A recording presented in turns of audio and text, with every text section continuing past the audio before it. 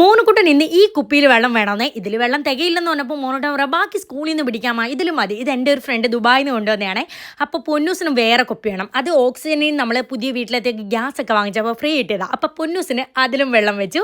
അപ്പോൾ ഇന്നത്തെ ലഞ്ച് ഇത്തിരി സ്പെഷ്യലാണേ. വെജിറ്റബിൾ ഫ്രൈഡ് റൈസ് ആണ് ഉണ്ടാക്കിയത് കേട്ടോ. അപ്പോൾ ഇതേ പൊന്നൂന് ഫ്രൈഡ് റൈസ് ഇട്ടു, നന്നായിട്ട് അമ്മയ്ക്ക് കൊടുത്തു കേട്ടോ, അങ്ങോട്ടും ഇങ്ങോട്ടും ഒലയണ്ട. പിന്നെ കുറച്ച് പപ്പടം വെച്ചു. കറിയായിട്ട് ബീഫാണേ. ബീഫ് റോസ്റ്റ് പോലെ അധികം ചാറൊന്നും ഇല്ലാതെ ഇങ്ങനെ വരട്ടിയെടുത്തതാണ് കേട്ടോ. അപ്പോൾ ഇതേ കറിയും വെച്ചു. അത്രയേ ഉള്ളൂ പൊന്നൂൻ്റെ ലഞ്ച്. മോനുകുട്ടന് വീശപ്പമാണ്. വീശപ്പം ഇവിടെ എനിക്കും അണ്ണനും ഒക്കെ ഇഷ്ടമാണ്, പക്ഷേ ഉണ്ടാക്കാൻ എനിക്ക് ഭയങ്കര പാടാണ്.